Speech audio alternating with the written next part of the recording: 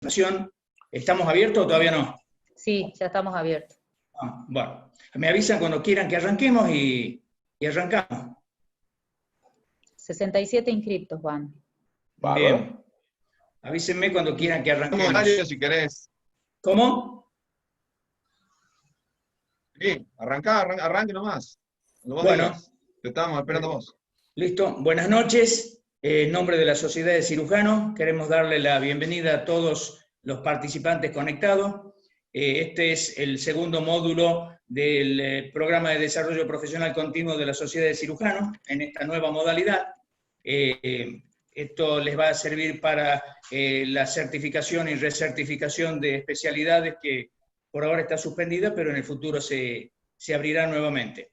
Los invitados de hoy son el doctor Mariano Jiménez y el doctor Mariano Palermo. La verdad, plantear el currículum de estas dos personalidades ocuparíamos toda la noche. Son conocidos como los Marianos. Los Marianos. Dos personas que en este tiempo de pandemia creo que deben haber ocupado todas las páginas web de Latinoamérica y del mundo. Dos bellísimas personas, dos amigos de la Sociedad de Cirujanos de Tucumán. Quiero agradecerles la participación y quiero agradecerles la predisposición porque cada vez que ustedes, uno los requiere, están ahí a disposición. Muchísimas gracias y bueno, los dejo con el doctor Mariano Jiménez que va a iniciar la charla y a posterior el doctor Mariano Palermo. En el medio haremos algunos comentarios o preguntas y ya saben que estas charlas luego se hacen las preguntas por web, el que quiere las contesta tendrá un puntaje distinto. Y bueno, bienvenido Mariano, y nuevamente muchísimas gracias, porque sos un tipo sensacional y un profesional extraordinario, para los dos. Discúlpame Mariano Palermo. Bueno, muchísimas gracias.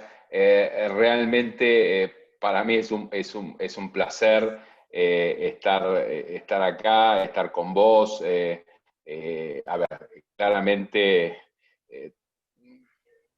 sos un amigo de esos que se ven cuando las cosas no son totalmente buenas, que es donde uno ve realmente los amigos. Y realmente para mí, yo sé que hablo en nombre de los dos, es un placer estar acá. No vayan a creer que en Buenos Aires el único nombre que hay es Mariano, porque hay otros nombres, pero da la casualidad que trabajamos juntos, nos llamamos igual, y pensamos en muchas cosas muy, muy parecido, y por suerte en algunas no, entonces con eso discutimos, etc. A mí me toca hablar de cómo prepararnos para el trabajo post-COVID y cómo, yo le agregué, cómo no perder el rumbo.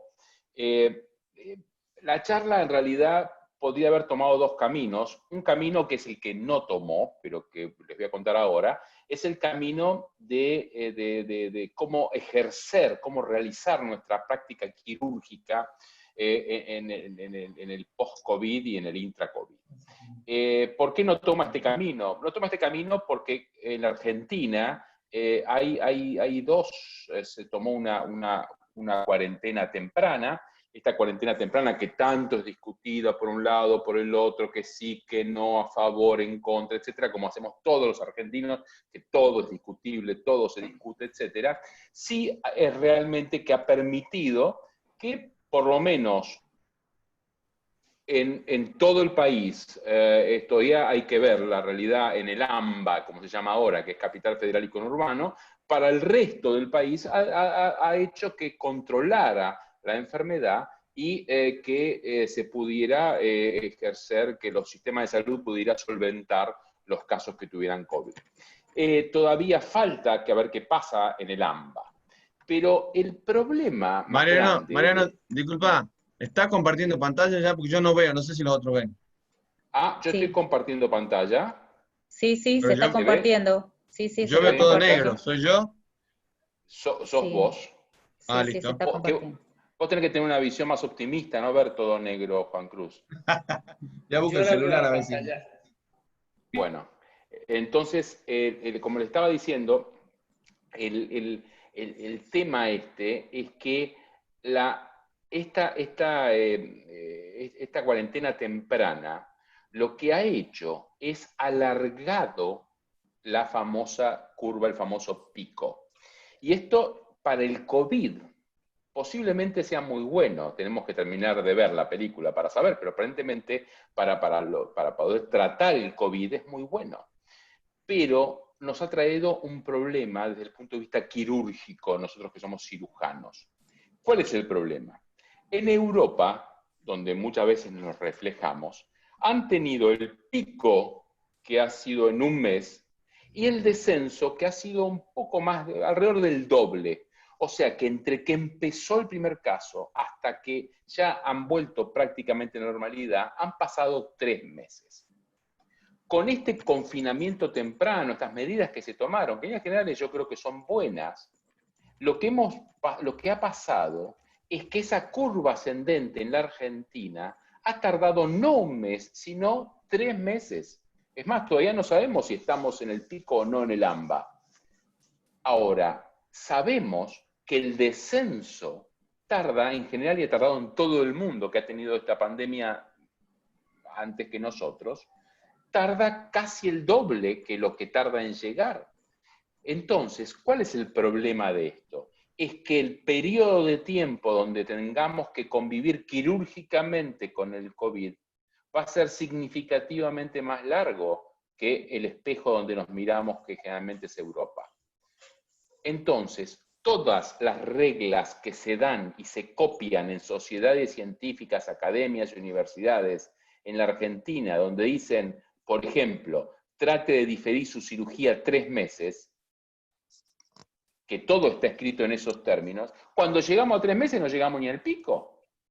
Entonces no podemos decirle a un paciente con cáncer que espere 9 meses, 8 meses. O sea, necesitamos trabajar en consensos que sean argentinos, pero no por un criterio nacionalista, sino porque nuestra realidad no es posible copiarla de, por ejemplo, España o Italia o Francia. Entonces, es importante que nosotros sepamos que tenemos que convivir con este COVID, tenemos que tratar pacientes no COVID porque no podemos no tratarlos, porque los pacientes se siguen enfermando y siguen teniendo patologías. La patología del cáncer no se suprimió por el COVID. Y tenemos que saber que no solo tenemos que cuidarnos nosotros, sino principalmente tenemos que cuidar a nuestros pacientes. Sabemos que si estamos operando un paciente de edad avanzada, con patología compleja, y llega a tener COVID el paciente, podemos tener hasta un 50% de falla pulmonar y hasta un 24% de mortalidad en el postoperatorio. O sea que necesitamos claramente tener una idea global del tema. Pero como esto es muy complejo, es diferente para el AMBA que para el resto del país, etc., me pareció que no era el camino que tenían que tomar mi charla. Si ustedes creen que sí, podemos charlar con preguntas después. Sino que era más relacionado con cómo tenemos que aprovechar toda esta crisis para cambiar nuestra cabeza. Y lo dividí muy corto en 5 partes la charla. La primera charla es el tema de los más jóvenes. Los más jóvenes cómo tienen que utilizar este momento para salir adelante. No utilizar este momento como diciendo, bueno, bajo la cabeza y que pase la ola, porque la ola ya viene tan lenta que si esperamos eso nos vamos a ahogar en el medio. O sea, usar esto, usar el mal momento para poder reformularnos. Entonces, los que no somos tan jóvenes, pero tenemos justamente por eso una posición de liderazgo, tenemos que saber que tenemos que estimular a los jóvenes, pero no como nos estimulaban a nosotros, primero porque son otra generación y segundo porque es otro momento, nadie vivió un momento como este. Entonces tenemos que saber que estos más jóvenes tienen que encontrar sentido a lo que hacen y que cuestionan a los líderes, y eso está muy bien, y valoran el acompañamiento de sus jefes y el trabajo en equipo. Es por eso que hay que estar con ellos. Por supuesto, nosotros somos gente más población de riesgo por un tema de edad, pero tenemos que estar online y tenemos que estar en el campo de batalla en algunos momentos. O sea, yo hoy estuve en mi casa, estoy en mi casa y estoy hablando con ustedes de mi casa. Mañana voy a estar desde el hospital trabajando con mi gente. O sea, nosotros con un criterio, con algo criterioso, cuidándonos sin creerse que uno es Superman o Supergirl, porque no lo somos, sino tenemos que saber que tenemos que acompañar. Por otra parte, justamente por cómo son los jóvenes y cómo tienen esta cosa totalmente diferente a la que tuvimos nosotros, tenemos que desafiarlos a liderar proyectos y no permitir que se estanquen. No tenemos que mandarlos a administrar tareas, andá a hacer esto, sino tienen que realmente liderar proyectos. En nuestro grupo, claramente, y estos son algunos de ellos, que están ahí las iniciales, y los proyectos que están liderando. O sea, en ninguno van a ver Mariano Jiménez, están viendo otra gente porque ellos están liderando los proyectos. Y esto los estimula a seguir adelante y esto hace que nosotros, por ejemplo, la Fundación Daisim, que es una fundación que ha empezado relativamente hace poco tiempo, 10 años o algo, hoy tenga un impacto muy, muy grande internacional, pero es por el trabajo que están haciendo los más jóvenes. Y entonces sabemos que los que no somos tan jóvenes y que tenemos que ser claramente referentes y tenemos que dar algo que falta en los líderes, en la gente de nuestra edad, que es sentido común. No usar poder por el poder mismo, sino realmente dar sentido común. Los jóvenes necesitan que nosotros digamos ciertas cosas con un sentido común, y eso no se estudia en las universidades, eso se ve con la vida diaria, se ve con las resoluciones que uno toma, etc. Humberto Maturana, que es un neurobiólogo y filósofo chileno, tiene un par de frases que a mí me encantan, que dice que el futuro de la humanidad no son los jóvenes, somos los adultos con quien ellos crecen. Y el futuro está en el presente. ¿Qué significa? Que el futuro está jugando hoy, no en el futuro. El futuro no son los jóvenes, sino son los jóvenes junto a nosotros. No podemos nosotros desligarnos de esa responsabilidad, pero tampoco podemos hacerlo solos. O sea que lo apasionante de esto es que podemos hacerlo si trabajamos juntos. ¿Cuáles son las ideas de esta primera parte, de las 5 que les conté?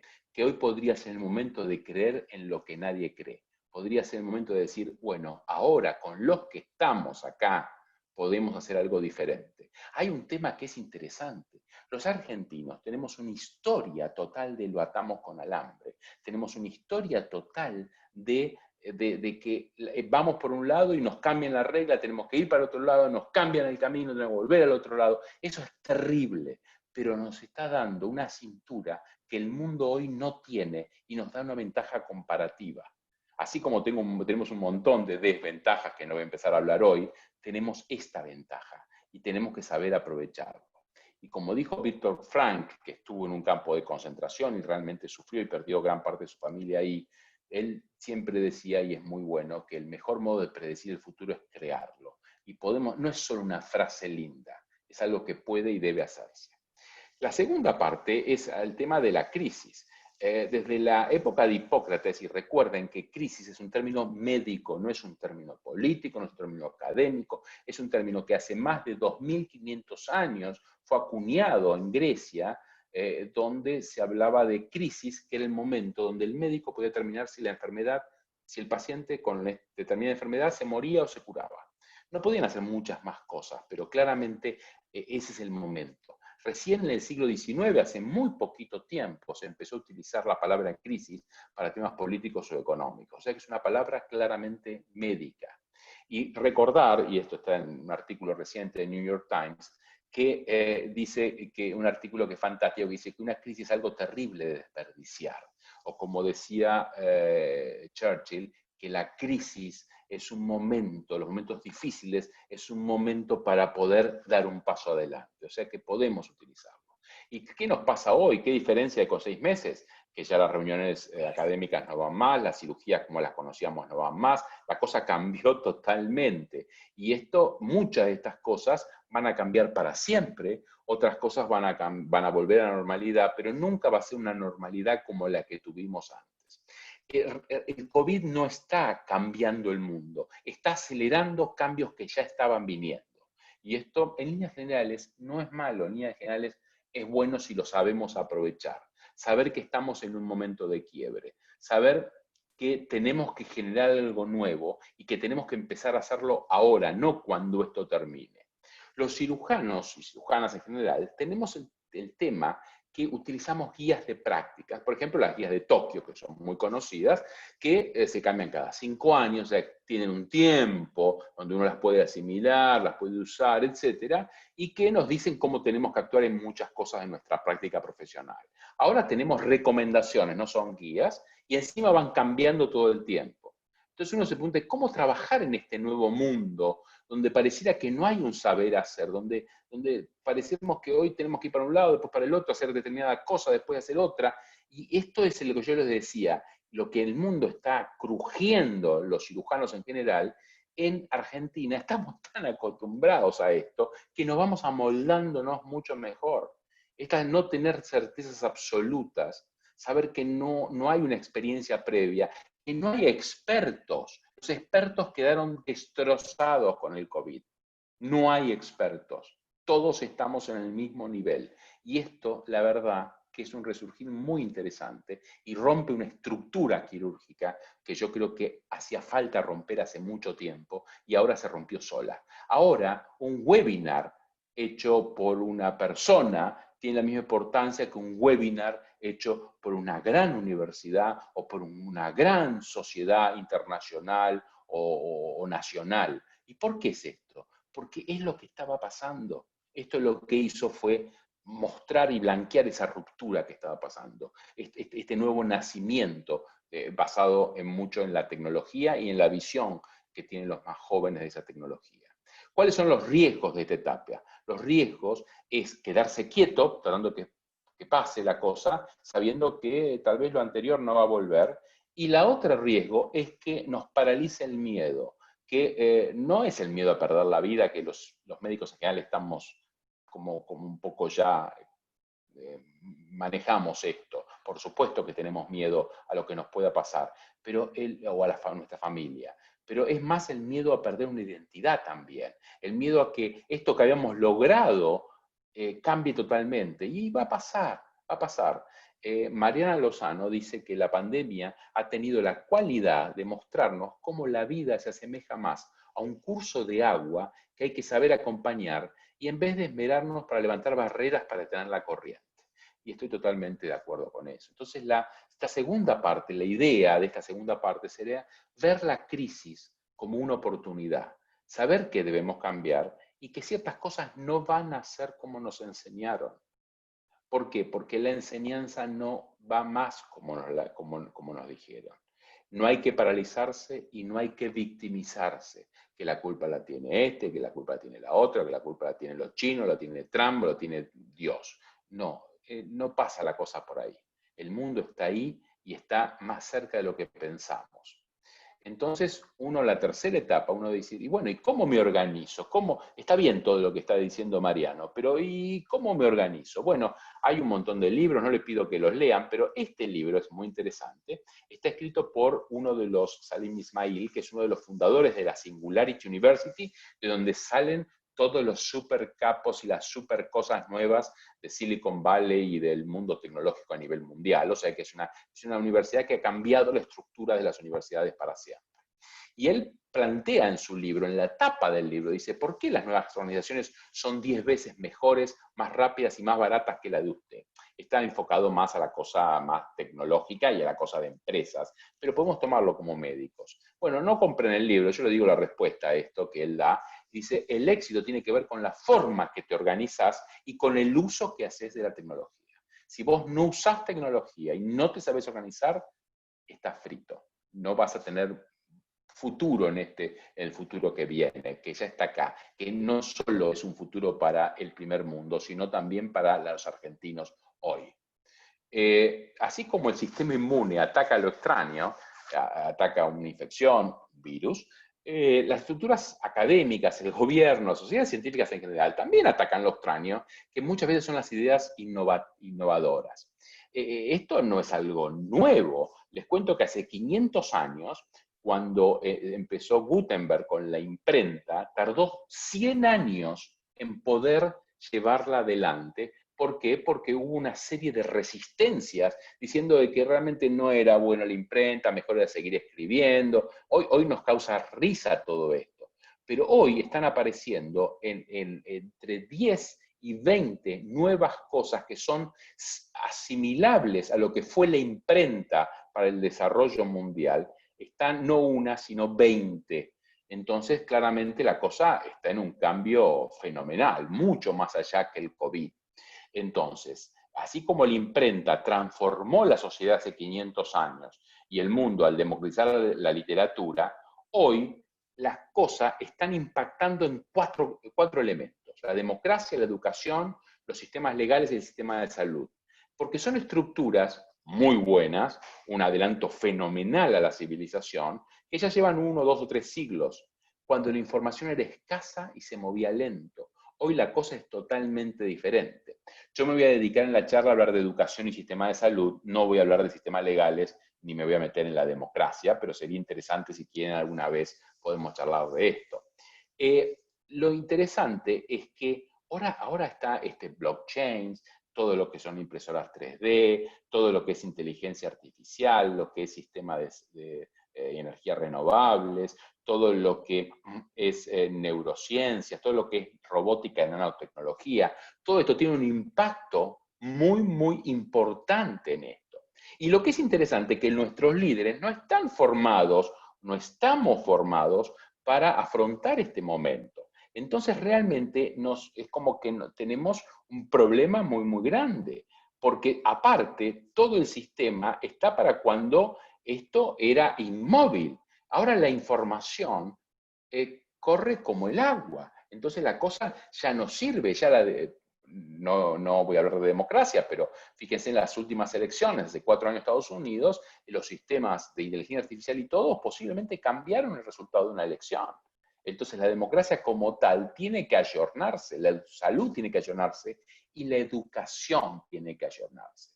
La academia como tal es un sistema inmovilista. Yo me he dedicado toda mi vida a la academia. Yo he empezado desde alumno en la Universidad Pública de Buenos Aires hasta profesor titular, pasando por absolutamente todos los puntos. O sea que yo soy claramente una rata de biblioteca académica de la universidad. Pero me doy cuenta que en un sistema cambiante, la academia es algo que es claramente rígido. Y hoy por hoy las estructuras rígidas tienden a crujir y a no dar resultados. Cuando hubo que hacer un cambio, que en su momento fue muy bueno, cuando empezó la revolución industrial, la idea, la gente que empezó a tener las fábricas, le dijo a la universidad, por favor, necesitamos culturizar a la gente para que pueda manejar las máquinas de nuestras industrias. Entonces, la universidad hizo 2 cosas. Primero, como era universidad, hizo que todo el caminito terminara en la universidad para tener más gente en su universidad. Y la segunda cosa es que planteó el esquema de los colegios como si fuesen fábricas, donde había lugares más importantes, donde se enseñaba matemática y ciencia, etcétera, y lenguaje que hacía falta para entender las máquinas, y menos importantes la música, el arte, etcétera, que no tenía una implicancia clara en lo que se quería hacer. Y por ejemplo, los alumnos iban a determinada clase según su año de producción, digamos. A ver, habían nacido en tal año, entonces iban a 2º grado. Habían nacido en tal año, 3er año del colegio. Y la verdad que esto no funciona así. Funcionó bien durante 2 siglos casi, pero hoy ya no funciona así. El sistema educativo, que está pensado para que los jóvenes lleguen a los 20, yo diría medicina a los 35, para entrar al mercado laboral. Un mercado laboral que no sabemos cómo va a ser. O sea, los preparamos 35 años para algo que cuando tengan que ir a trabajar va a ser diferente sin lugar a dudas. Entonces, esto es realmente complicado. Entonces, lo que estamos viendo hoy es una transición de sistemas educativos. Cuesta trabajo porque hay una serie de estructuras. Y entonces, hoy por hoy, lo importante es lo que haces, no dónde te formaste. Les cuento que en Silicon Valley hoy no se paga a los programadores por dónde estudiaron en una gran universidad. No, importa si lo hacen bien. Hoy por hoy, los investigadores científicos no están relacionados por dónde estudiaron o dónde hicieron su doctorado, sino por cuántos recursos consiguen para sus investigaciones. Porque la idea es que si yo consigo un budget de 3 millones de euros, claramente debe ser buena mi investigación, porque nadie te regala la plata en ningún lado del mundo. Entonces, en ese contexto, realmente lo importante es lo que haces, Por supuesto, si te formaste bien, lo vas a hacer bien, pero lo importante es resultado y no es tu historia. Solamente para decirles que en los últimos 20 años creció a 150 veces el costo de la educación, 150%, y el costo del software bajó 60%. O sea que claramente todo lo que sea educación a través de online, etcétera, esto va a crecer hasta por un tema económico también. Entonces uno tiene ciertas preguntas que se hace con todo esto que le estoy diciendo. Es que si antes yo la conferencia, o sea, las charlas que daba a mis alumnos de la cátedra de cirugía, a lo pregrado, yo se lo daba directamente. Ahora se los doy vía Zoom, o cualquiera de estas cosas, pero estamos con Zoom. Entonces la pregunta es, si se los doy por Zoom, y sabemos que darlo por Zoom es lo mismo que estemos a 10 metros o estemos a 6.000 kilómetros. La pregunta es, ¿por qué no da la charla, no yo, sino el mejor en ese campo? Entonces, y eso es lo que está empezando a pasar.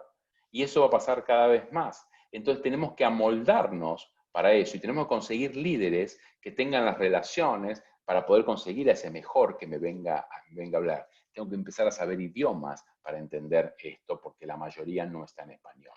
Y esto tiene un impacto en cirugía. Si la planificación quirúrgica hoy se puede hacer online, y si podemos mejorar y está mejorándose la precisión, robótica, 5G y la automatización, entonces, ¿por qué tengo que operar yo el paciente? ¿Y por qué no puedo operar el mejor en ese campo a nivel mundial, aunque viva en la China?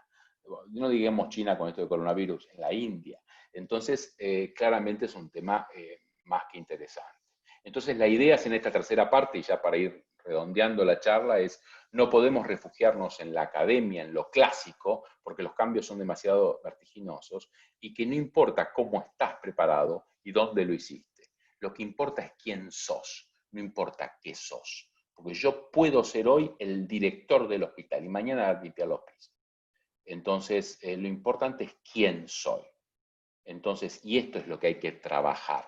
Y tenemos que escuchar a quién es, no por lo que es. Y esto es un tema que en Argentina tiene una importancia muy grande. Solamente para darles un ejemplo, la foto clásica, los que somos más viejos lo conocemos bien esto, que son estos rollos que eran de 24 36, entonces era el modelo económico que se basaba en la escasez. La cámara era cara, el rollo era caro, cada foto era cara. Entonces había cursos, libros, etcétera, para enseñarnos cómo sacar una foto y aprovecharla al máximo, porque vos lo pensabas 10 veces. Esto evolucionó a cámaras digitales y hoy directamente el teléfono, donde se basa no en la escasez, sino en la información, donde el costo de cada foto es prácticamente cero. Puedo sacar 1.000.000 de fotos y no cambia el costo. Y esto es un cambio total. Durante 5.000 años, todo negocio, desde vender un zapato hasta la medicina, estaba basada en la escasez. Hoy eso se acabó. El negocio está basado en tecnología y la tecnología nos da abundancia. El modelo de negocio cambió. Ya no es más la escasez. Es resolver un problema. El problema, por ejemplo, de las fotos. Ahora tengo 1.000.000 de fotos y cuando quiero encontrar la foto no sé dónde corno está. Entonces, el tema pasa de fuente a un problema de filtrado. Y esto también está pasando en medicina, donde tenemos cada vez más información, tenemos cada vez más tecnología aplicada a la cirugía, donde podemos tener, donde se nos favorecen las cosas, pero tenemos que saber qué sirve y qué no sirve, qué tomamos y qué no tomamos. ¿Qué es un adelanto que es lindo pero no es útil para nuestros pacientes? ¿Y qué adelanto no podemos seguir adelante sin tomarlo? Tomo esta foto de un comentario de Carlos Pellegrini, donde dice que los cirujanos vivimos en un fenómeno de aguas turbulentas. Y es cierto. Antes nosotros tomábamos una cosa nueva que venía, lo tomábamos, podíamos en un momento de este río que bajábamos en un remanso, decir, bueno, tomamos esto, no tomamos esto. Hoy pasa lo que le está pasando a esta gente. Primero, en la balsa no venimos solos, somos todo un equipo que está coordinado, uno dirige, otro hace una cosa, otro. Todos somos importantes, todos somos diferentes, hay una diversidad total, pero entre todos hacemos que podamos llegar a nuestro destino. Segundo, no hay remansos. Estamos en aguas turbulentas donde recibimos información, nuevas cosas, etcétera, en forma permanente. Y mientras estamos tratando de mantener el bote a flote, tenemos que saber, esto lo tomo, esto no lo tomo. Esto es bueno para mí, para mi institución y mis pacientes y mi país, o esto es solamente algo que me quiere vender una industria porque es un negocio. Entonces, esta ida y vuelta, este saber que la cosa va cambiando todo el tiempo, es algo muy importante y así nos toca vivir. Entonces, en esta cuarta y anteúltima parte de la charla, les digo que la tecnología cambió el modelo de nuestro trabajo. No solo el de las compañías, el nuestro como médicos también, como cirujanos, la información de los pacientes. Hoy por hoy los pacientes te dicen, yo lo leí esto en Google, y esto tenemos que saber cómo interactuar con ellos. Todo lo que se habla de telemedicina, de lo cual hay muchísimo verso, pero también tiene una parte que es importante. Y recordar que vivimos en aguas turbulentas y que no todo lo nuevo es bueno por ser nuevo. Y saber apreciar lo que sí lo es. Entonces la última parte, yo les diría que es tal vez la más importante, es cómo hacer para poder llevar adelante todo esto desde mi visión. Yo no digo que esto sea así, esto es como yo lo he hecho conmigo y lo he hecho con mi gente, mi grupo de trabajo. Después Mariano dirá si salió bien o salió mal, pero claramente así lo hacemos. Primero es reunirse de gente valiosa. Y cuando digo gente valiosa no es gente que tenga plata o gente que sea importante, nada, no. Gente valiosa es gente con valores, honestidad, lealtad, pero no lealtad mafiosa, sino lealtad a una idea, que aporten cosas nuevas, que no adulen, sino que desafíen, que digan, no estoy de acuerdo con lo que está diciendo, o por qué está diciendo esto, o yo pienso que el camino podría ser otro, etcétera, y que sea proactiva, que sea un motor en sí mismo, que diga, ¿qué pasa hoy? ¿Qué hacemos hoy? Si el liderazgo lo lleva adelante todo el equipo y no una sola persona, lo hace claramente más ágil. La otra parte es que esta gente valiosa no va a ser seguidores de ustedes, de los que sean líderes, sino que van a ser acompañantes, que van a ser cada uno líder en lo suyo. El término líder, acompañante se mezcla y eso es muy bueno. Acompañar muchas veces es diseñar juntos y eso hay que tenerlo presente. Un director de orquesta no produce ningún sonido, pero su poder está en empoderar a otras personas. Si usted tiene una orquesta con sus violines, todos sus instrumentos musicales, un director que no va a producir un solo sonido va a hacer que esa orquesta sea maravillosa o sea una porquería. Entonces, claramente, esto tiene importancia. Tiene claramente importancia. Segundo es crear redes de contención para tener información a tiempo y ayudan cuando algo no funciona del todo bien. Hacer en la vida significa también equivocarse, significa tener errores y claramente en ese contexto tener redes de apoyo, no jugarse sola, no ser el gran héroe solo, sino trabajar en conjunto con otros, respetando a otros, todo realmente la cosa hace que la cosa cambie. Y también apoyarse en personas que ven el sistema, ven más allá, generan este poder y las conexiones que yo les decía antes que era tan importante. En el caso mío, bueno, al principio de mi carrera lo hice con una persona que era el profesor Pereira, ya fallecido, mi jefe de cirugía, que era un fenómeno, me da muchos consejos, me fue mal cuando no le hice caso a sus consejos, nunca me consiguió un trabajo, nada, porque no pasa por ahí. Lo que me dio fue consejos, me escuchó, me ayudó a pararse en sus hombros para ver más allá. Y hoy, en la actualidad, dos personas, que es el doctor Horacio Agostino y el profesor Jacques Marescot, que son las personas que me permiten ver más allá. Mostrar la integridad. Hoy por hoy la integridad vale.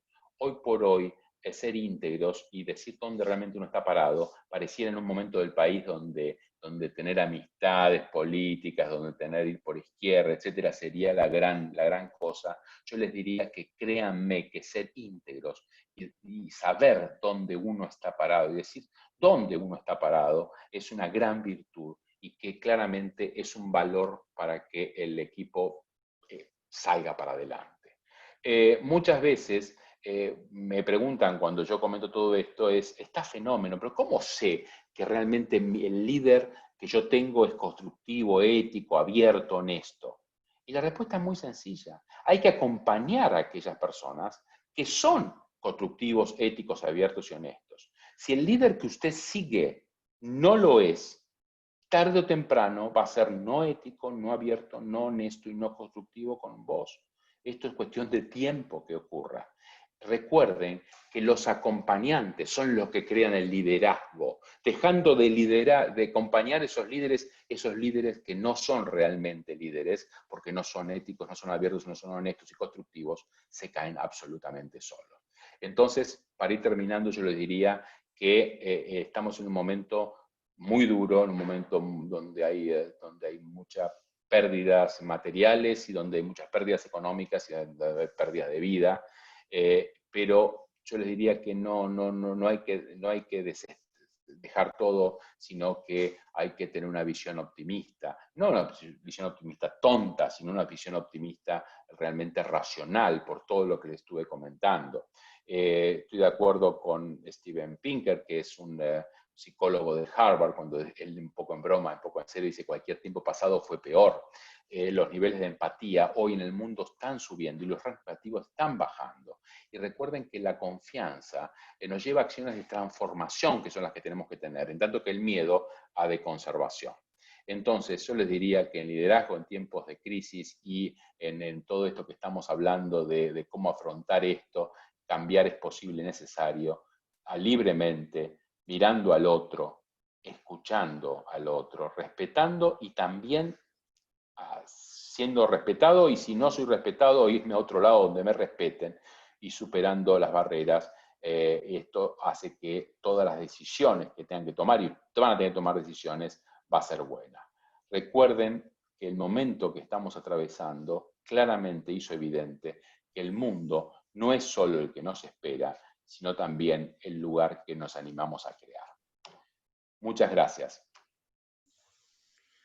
Bueno, realmente una hermosa charla, Mariano. Yo ya en otras oportunidades habíamos conversado y habíamos participado de charlas similares. Sí, sí, sí. Realmente sos muy didáctico para explicar, y evidentemente yo creo que después de el COVID va a ser un mundo diferente. Creo que se va a empoderar más las personas, las estructuras están resquebrajándose. No quiero entrar al tema político, pero hoy la información corre con tal velocidad que si los políticos no se ayornan van a perder también. Realmente una hermosa charla y te agradezco la participación clara, concreta. Y bueno, invito al que quiera preguntar algo, si quiere hacerlo. Juan Cruz. Sí, puede levantar la mano y yo le habilito el micrófono, el que quiera hacer alguna pregunta.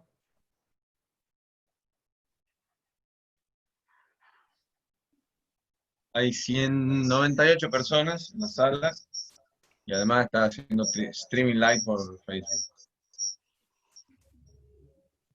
Nadie se anima a preguntar por eso. A ver.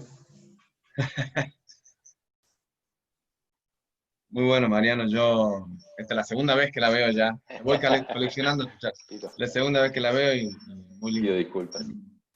Muy buena, no. Yo cada vez le encuentro cositas nuevas. Yo charlas de este tipo, alguna vez, hace ya varios años, te vi en Rosario, Santa Fe, y realmente era la evolución del joven, la evolución de generación X, generación Y. Realmente me pareció fascinante todos tus planteos. Así que, ahí bueno, está activado un micrófono. Sí, a ver si hay preguntas. Yo no tengo más que agradecerte, realmente sos un libro abierto y todas estas enseñanzas espero que mucha gente las tome, sobre todo el tema personal, el tema humanitario, el tema honestidad, que es tan importante en este mundo y que bastante vapuleado últimamente. Sí. Ahí está Luis Eduardo Plaza, no sé si quiere preguntarle, activa el micrófono. Sí, ¿me escucha? Sí. No sé si sale bien. Sí. Bien, Mariano, una pregunta. Bueno, hablo desde Bolivia, de Gibraltar, de la zona amazónica. Muy interesante el curso, actualmente en mi segundo año de docencia universitaria. El problema fue de que ya nos impusieron prácticamente la enseñanza a distancia. Yo en principio veía el problema de poder explicar, de dar un ejemplo, de agarrar al alumno y mostrarles al resto, explicar cómo se hacen ciertas maniobras, cosa que no se puede hacer por este medio. ¿Cómo se podría vencer aquello? ¿Cómo podemos mejorar ese tema? Bueno, Gracias. Luis, es apasionante lo que decís. Te comento, primero, yo creo que difiere pregrado de posgrado. Como esta es una sociedad científica o sociedad de cirujanos de posgrado, me voy a referir más a posgrado. Pero también podemos hablar de pregrado. En posgrado, ya hay varios estudios que demuestran que el sistema híbrido, o sea, hacerlo online más en el sitio, es mejor que hacerlo solamente en el sitio. Entonces, claramente, el tema de combinación de cosas es mejor que lo que hacíamos solamente en sitio. Uno se siente más cómodo hacerlo en sitio porque lo hizo así, lo recibió así y se hizo así 300 años, o 1000 años, o 2000 años, pero se sabe que es mejor educacionalmente. Primer punto. Segundo punto, lo que tenemos que hacer es cortar con el sistema de lo que yo hice hoy, el tema de webinar, el tema de dar la clase como cuando la dábamos presencialmente, que ya era medio aburrido, es más aburrido todavía si uno lo hace en estos medios. Pero estos medios tienen ventajas que son muy interesantes. En varios ateneos y en varias cosas que tengo acá y en Francia, la gente, por ejemplo, en Francia ya se liberó, ya están para los bares, ya van al cine, van al ¿cómo se llama? Al restaurante, al cine no sé, pero al restaurante y qué sé yo. Ahora, se decidió en el IH UIRCAT que los ateneos donde discutimos se sigan haciendo online, porque hay más gente que está presente y la gente se anima a hablar más y a discutir más cuando lo haces por vía Zoom. O sea que hay ciertas cosas que la pandemia nos demostró que realmente eran mejores, que las hacíamos porque lo hacíamos toda la vida, pero la verdad que son mejores. Aparte, el sistema online te permite hacer una serie de cosas nuevas. Todavía no puedo decir porque estamos preparando un paper con 3 estrategias educativas online nuevas ya en Estrasburgo, y pronto calculo que me van a dejar hablar, todavía no me dejan, me tienen la boca medio cerrada, pero claramente donde vas a ver que hay un montón de cosas, incluso poder mover los deditos en tu casa, y que por una webcam te vayan diciendo si lo estás moviendo bien o no. O sea, no solo cosa teórica, información, sino también formación práctica. O sea que esto es apasionante. O sea, lo que es divertido y malo es que nos toca a nosotros en la transición, como fue la cirugía laparoscópica, como fue la tecnología, como fue el teléfono celular, como fue absolutamente todo, ¿no? Como mi hija me dice, pero que no había teléfono celular cuando vos eras... No, no había teléfono. Es más, no había, no cuando yo era chico, cuando era grande no había teléfono celular. Bien. ¿Más preguntas? Juan Cruz. Vos que estás en el control central.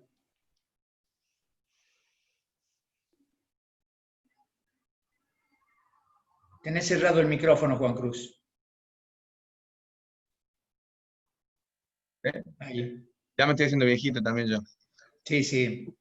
Clarisa Páez, que es residente, pregunta, bueno, de la parte teórica está muy bueno y muy fácil, dice, pero la parte práctica, ¿cómo están haciendo con los residentes en Argentina para superar esa barrera que hay actualmente de restricción a la parte práctica?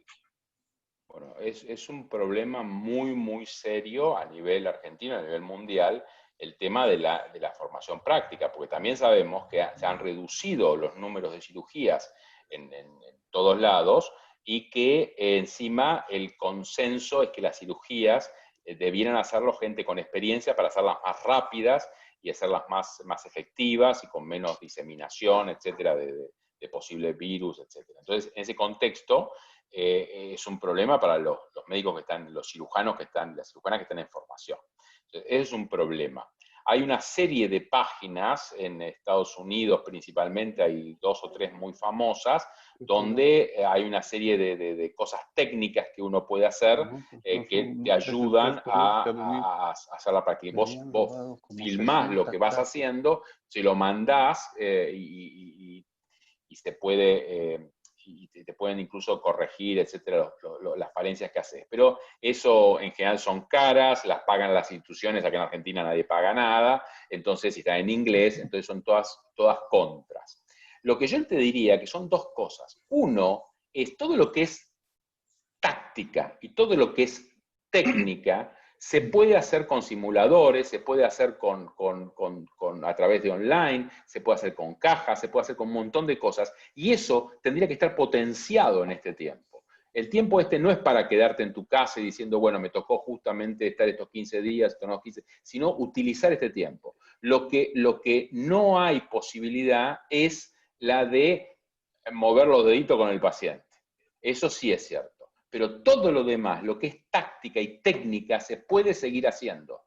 Y hoy hay muchos trabajos que han demostrado, incluso latinoamericanos, que si vos haces la táctica y vos haces la técnica, cuando llegás al paciente habiendo hecho todo lo anterior, podés asimilarte a un experto. O sea que lo que hay que hacer es decir, listo, paremos, pum, hay que formar a la gente de una manera diferente. No nueva, sino la que se hacía antes, pero no le daban mucha bola. Todos hablaban, era lindo, interesante, pero no le daban bola. Ahora es importante. Pero eso requiere jóvenes proactivos y no jóvenes con verdadero liderazgo. Una pregunta, Mariano. ¿Por qué crees vos que la participación de la gente en Ateneos, en todos estos cursos online o estas charlas online es mayor y se anima más la gente a participar? ¿Cuál es la razón para vos? Que participan más y se animan más.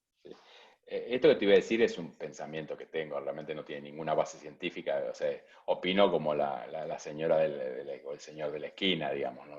Mientras tomo cafecito, digamos. Pero claro, la sensación que yo tengo es que hay cierta privacidad, que vos no tenés ese miedo que todos tenemos al ridículo, a de poder decir una cosa que no corresponde. Vos podés escribirlo en el chat, vos podés pedir el micrófono y hablar, pero tenés cierta distancia, y esa distancia te da cierta seguridad.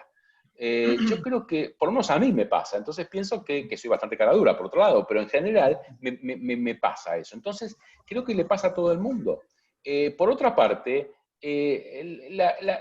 vos podés conectarte a una charla que te interesó, era a las 8 de la noche, listo, pero ahí me interesa, y si no me interesa, como estoy en mi casa, le digo, me voy a comer, y si está buena me quedo y digo, voy a comer un poquito más tarde. O sea que le da libertad, y esa libertad es lo que no se va a volver para atrás. En realidad, sabemos claramente que los congresos no dan una información que no puedas obtener por papers, por lecturas, y ahora por webinar, etc.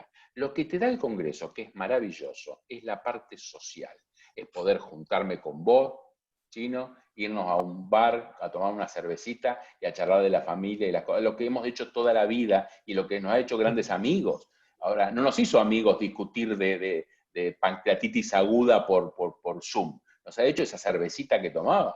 Entonces, creo que eso es lo que sigue existiendo y no va a perderse nunca, o espero que no se pierda nunca. Ahora, ¿no te parece que también puede haber sido hoy la interacción más activa? Porque antes los grandes referentes estaban allá arriba, en la estratosfera, y te creaban una distancia, entonces quedaba muy mal llegar, o te costaba mucho llegar a ese escalón o esos escalones más que te planteaba el locutor. Sí. Es tal cual. A ver, hoy ves, si yo agarro, le digo, no, que soy profesor, que estoy esto, qué sé yo, traje, corbatita allá arriba en el estrado y la mar en coche. Hoy dice Mariano Jiménez, que dice doctor, podía decir no doctor, da lo mismo, estoy en mi casa, estoy en camisita, y claramente eso hacer, y está bien, está muy bien que así sea, Porque es lo que yo comenté en unos slides de la charla. Es quién soy, no qué soy. Nosotros tenemos una impronta muy grande, sobre todo en Argentina, que nos duró. El resto del mundo ya se había perdido, por suerte. En Argentina lo está haciendo perder la pandemia. Es el qué soy. Que yo sea profesor de la Universidad de Buenos Aires, de la Universidad de Estrasburgo, será lindo para contárselo a mi familia. Pero para el que está discutiendo medicina o la coeducación, o sea, conmigo, importa quién soy. Entonces, y eso nos acerca, y eso nos pone en un nivel, yo no diría de igualdad, nos pone en un nivel como para poder discutir mano a mano. No hace falta estar en igualdad para discutir mano a mano. Hay que tener respeto por el otro. Hay un par de preguntas más, una te la leo, dice, liderazgo con ética, humanismo y honestidad, ¿cómo encontrarlo? ¿Lo encontrás fácilmente? No, no lo encontrás fácilmente. Y te tomás sorpresas y a veces parece que estás remando en dulce de leche. Pero ¿sabes qué? Se puede. Y ¿sabes qué? Trabajar en equipo, respetándose, se puede. Yo comenté en una charla hace unos días, algo que voy a comentarlo ahora, si me permitís, Chino y Juan Cruz. Sí. Lo que es el trabajar en equipo. Y ahora está, bueno, la otra vez no estaba Mariano Palermo, ahora está Mariano Palermo, pero lo voy a contar igual. Muchos de ustedes dos seguramente son amigos, saben, muchos de ustedes por ahí no, etcétera. Todo el equipo, pero yo particularmente trabajo en Buenos Aires y trabajo en Estrasburgo, Francia, en un lugar, el IHU IRCAD, que para lo que yo hago, que es tecnología, imágenes, cirugía por imágenes, robótica, es el Disney mundial. O sea, es el mejor lugar del mundo. Está por encima de Harvard, etc. Es el mejor lugar del mundo. ¿Cómo trabajo ahí? Trabajo porque soy un capo, porque soy un fenómeno, porque soy no sé, Gardel de la percutánea. No.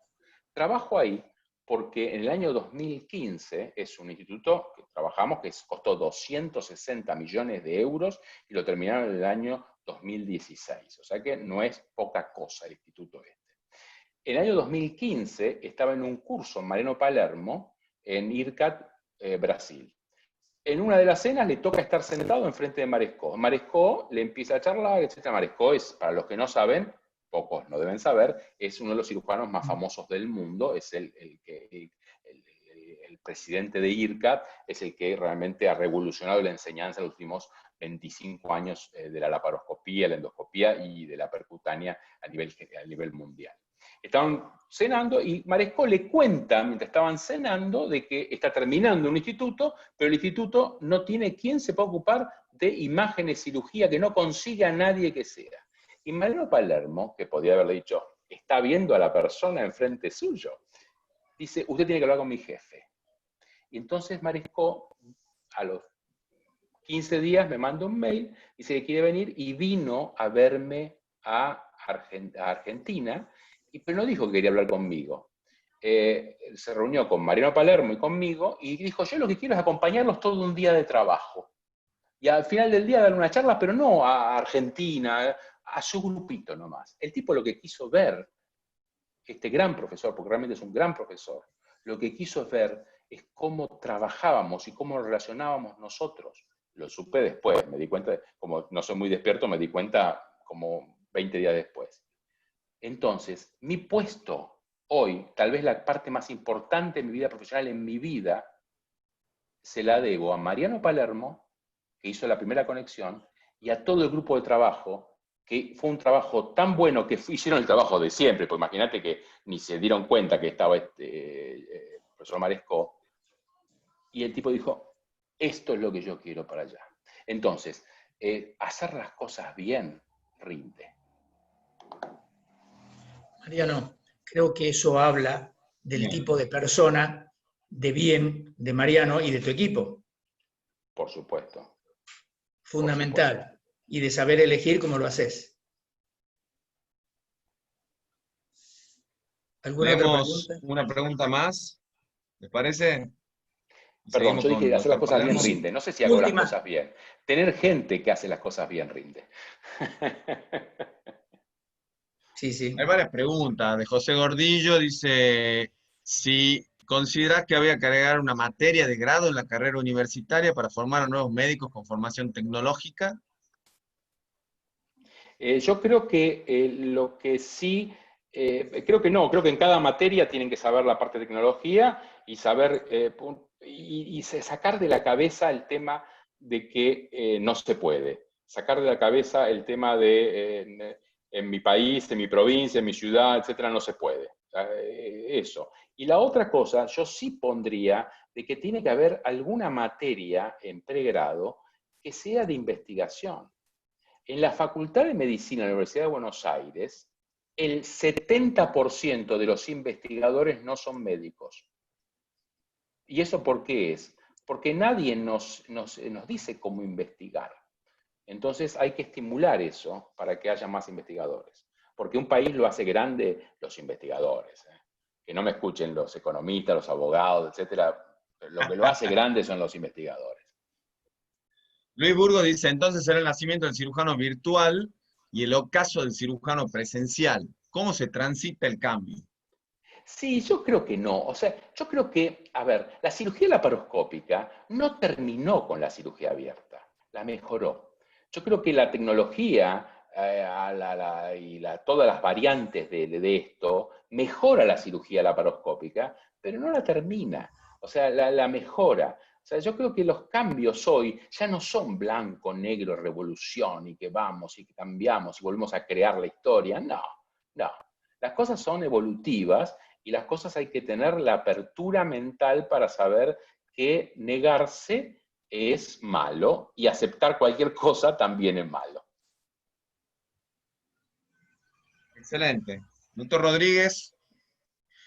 Bueno, yo no me queda otra cosa que agradecerte, Mariano. Realmente muy valorable la charla, muy didáctico. Y es como siempre, realmente tenerte en este tipo de eventos es un placer, y no solo para nosotros como sociedad de cirujanos, sino para la gente que está, no la estamos tocando hoy, pero nos estamos conectando vía web.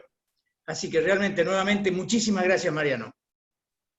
Gracias a ustedes. Y escuchamos escuchamos al otro el Mariano. doctor Palermo, con el Cali. Bueno, ahora va a ser una charla un poco más quirúrgica. Realmente Mariano Palermo se va a encargar de tratar el tema de síndrome coledociano, tratamiento de síndrome coledociano mini invasivo. Mariano, todo tuyo. Escuchamos. Activa el micrófono.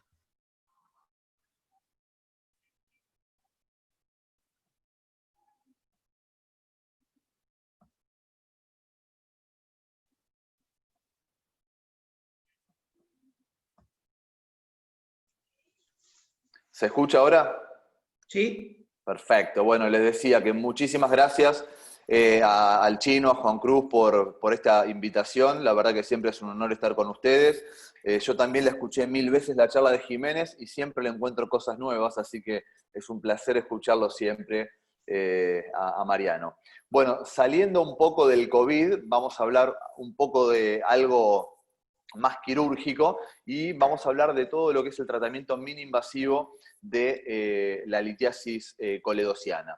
Vamos a hablar un poco de todo lo que es la incidencia de litiasis vesicular en Argentina, qué metodología diagnóstica utilizamos nosotros para la detección tanto de litiasis vesicular como de litiasis coledociana, qué es lo que dice la bibliografía de acuerdo al tratamiento actual. Les voy a mostrar el algoritmo terapéutico que nosotros utilizamos y finalmente algunos videos de técnica de algunos casos que hemos hecho nosotros. Para comenzar, nosotros en el año 2011-2013 hicimos un estudio en el Hospital de Clínicas en donde nos preguntamos cuál era la real incidencia de litiasis vesicular, sobre todo en Buenos Aires, el lugar donde nosotros trabajamos. Como la mayoría en Buenos Aires y en todo el país en general descendemos del sur de Italia o del norte de España, vimos qué frecuencia de litiasis vesicular había ahí y era del 10-12%. Utilizamos una hipótesis que pensamos que era muy similar, para lo cual entre estos años estudiamos a 1.875 individuos sanos, no pacientes, que estaban polulando por el área metropolitana. Dentro de estos, 46% eran hombres y 54% eran mujeres, y nos vimos con esta sorpresa de que casi el 22% de los individuos a los cuales testeamos con ecografía hepatobiliopancreática tenían o habían tenido litiasis vesicular. ¿Qué metodología entonces utilizamos para la detección de esta tan frecuente patología? A ver, si nosotros tenemos una incidencia tan elevada de litiasis vesicular, ¿cómo no vamos a pensar que también vamos a tener una incidencia de litiasis coledociana grande también? Entonces, cuando hablamos de metodología de imágenes, sobre todo para la litiasis vesicular, el primer estudio que vamos a hacer es la ecografía. La ecografía es el método que más sensibilidad y especificidad tiene, mayor a un 95%, para detectar este tipo de imágenes, como describimos los que hacemos ecografía o los especialistas en diagnóstico por imágenes, una imagen ecogénica con sombra acústica posterior dentro de una imagen anecogénica ovoidea compatible con litiasis vesicular. Cuando vamos a la vía biliar, ojalá podamos ver estas imágenes como la que vemos arriba a la derecha, con toda la extensión de la vía biliar y un lito distal también con su respectiva sombra acústica, pero en el día a día nos toca ver ecografías como la de acá abajo, donde podemos observar la vena porta, la vía biliar y litiasis dentro de la vía biliar. Lógicamente acá la sensibilidad, o sea, la posibilidad de detectar enfermedad en este caso, disminuye cuando comparamos con la litiasis vesicular a un 45 al 60%. Por tomografía también se puede ver, sobre todo los que son los cálculos cálcicos, como ven ustedes acá en la flecha amarilla, una litiasis coledociana pequeña en el colédoco distal, pero cuando comparamos tomografía con ecografía para la detección de litiasis, es mejor la ecografía, porque como sabemos también, los cálculos, la mayoría no son de calcio, sino que son de colesterol. Pero, sin lugar a duda, el estudio más sensible y específico para la detección de litiasis, sobre todo en vías biliares finas, es la colangioresonancia nuclear magnética, como podemos observar acá, una vía biliar levemente dilatada con un lito pequeño en la vía biliar distal. Hoy por hoy también todo lo que es la endoscopía no es más para diagnóstico, sino que esto lo vamos a utilizar para tratamiento, y se los voy a mostrar en los próximos slides. ¿Qué dice la literatura? Este trabajo es viejo, es de hace 8 años atrás, pero como fue publicado en Annals of Surgery y tiene un nivel de evidencia 1A, siempre me gusta mostrarlo, y acá ya se preguntaban si el tubo en T de Kerr ya estaba llegando a su fin, y claro que sí, porque hoy por hoy se están haciendo muchos más cierres primarios de colédoco, entonces esto hace que la colecistectomía laparoscópica con el cierre primario haga que uno coloque menos tubos en T de Kerr. No sé si a ustedes también les pasa, pero a mí me pasa muy a menudo cuando tengo una vía biliar abierta y me planteo cómo cerrar esa vía biliar. Si pido un tubo en T de Kerr, generalmente no es tan fácil conseguirlos, y sobre todo los de látex. Hoy se consiguen más fácil los de Silastics, y estos sabemos que hacen menos trayecto que los de látex, por lo cual nos puede traer algún inconveniente en el postoperatorio una vez retirado el catéter. Otro trabajo publicado en Surgical Endoscopy, esto les muestro el año porque es año 2012, comparaban la laparoscopía con la cirugía abierta para la exploración laparoscópica del colédoco. A mí me llamó la atención porque yo acá ya pensé que la laparoscópica iba totalmente a favor. Lo que hicieron ellos es que el primer paso que había que hacer siempre en este tipo de pacientes es una colangiografía intraoperatoria, evaluar el número, el tamaño y la localización de los cálculos una vez diagnosticados para ver cómo uno podía tratarlos. Concluyeron que el tratamiento en un solo tiempo era mejor que cuando uno combina la laparoscopía con otros métodos en más de un tiempo, y los resultados eran mejores, y también vieron que la cirugía laparoscópica era mejor que la cirugía abierta por todas las ventajas ya conocidas que todos sabemos de la colecistectomía laparoscópica. Pero otro trabajo del mismo estirpe que compara el abordaje laparoscópico versus el abierto en la exploración laparoscópica de la vía biliar de hace unos años atrás, publicado en Journal of the American College of Surgeons, también a mí me siguió sorprendiendo que 5 años después del trabajo que le mostré primero, se seguían preguntando sobre cuál era el mejor abordaje, si laparoscópico abierto, y acá vieron que los pacientes, y con estadísticas significativamente superiores, tenían menor riesgo de mortalidad y de morbilidad, y era mucho mejor el tratamiento laparoscópico por sus evidencias postoperatorias que cuando uno lo comparaba con la cirugía abierta. Otro trabajo también publicado en Surgical Endoscopy, que esto no solo, acá ya no compara la cirugía abierta con la cirugía laparoscópica, sino que acá se compara el tratamiento en un solo tiempo con el tratamiento en 2 o más tiempos.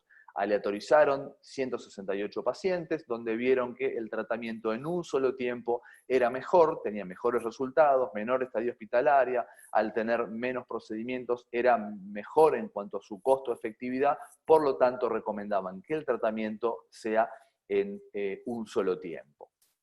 Y también vemos este trabajo en donde compara, cuando uno sospecha la posibilidad de que un paciente tenga una migración de litiasis hacia el colédoco, compara solo la colecistectomía con la exploración de vía biliar o ERCP y después la colecistectomía laparoscópica, y también vieron que el tratamiento inicial con colecistectomía sin CPR previa era más favorable que cuando uno tenía más procedimientos, porque el paciente uno le ofrecía menos procedimientos con menos mortalidad, menos estadía hospitalaria, con lo cual esto es mejor para este tipo de pacientes.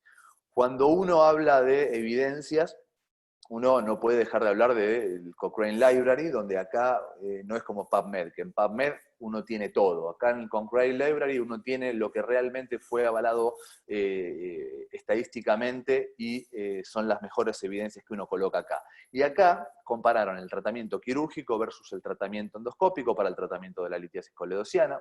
Compararon también la cirugía abierta versus la ERCP y la cirugía laparoscópica versus la ERCP.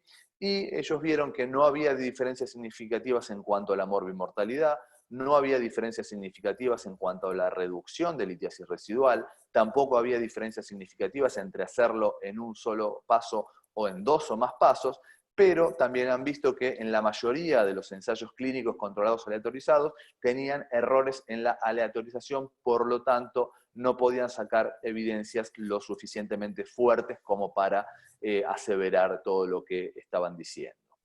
Y otro trabajo, también publicado en Surgical Endoscopy, esto habla y compara el tratamiento en un solo tiempo, pero con diferentes métodos. Ejemplo, colecistectomía laparoscópica con ERCP en el medio, y en un solo tiempo. Y también vieron que era bueno hacerlo en un solo tiempo comparado con como cuando uno lo hace en más tiempo. Por más que se combinen procedimientos y se aumente la morbimortalidad, era mejor hacerlo en un solo tiempo que en más de un tiempo, y eso es a las conclusiones que llegan en este trabajo publicado hace 3 años atrás en Surgical Endoscopy. ¿Qué algoritmo terapéutico tenemos nosotros? Cuando nos presentamos a una litiasis coledociana tenemos 2 opciones. Una, que el paciente tenga litiasis vesicular más litiasis coledociana, y acá es lo que les estaba comentando anteriormente. Tenemos la opción de hacer la colecistectomía laparoscópica más la resolución laparoscópica en un solo tiempo. Hoy por hoy la conversión por litiasis prácticamente es nula, porque uno tiene muchas posibilidades como para poder resolver y realizar la extracción de esas litiasis. Y uno también tiene la chance de realizar otra metodología, sumar otra metodología en el mismo tiempo, como la ERCP, para poder resolver a esos pacientes. ¿Qué es lo que pasa cuando tenemos una litiasis coledociana post-colecistectomía laparoscópica? Hoy por hoy sabemos que la extracción transfistular está disminuyendo, Antes nosotros colocábamos muchos tubos de Kerr, teníamos intensificadores de imágenes que no eran tan desarrollados como los de ahora, entonces el índice de litiasis residual era superior, por lo tanto la extracción transfistular propuesta ya por Mazarielo hace muchos años era grande, y hoy por hoy uno coloca realmente muchos menos tubos de Kerr.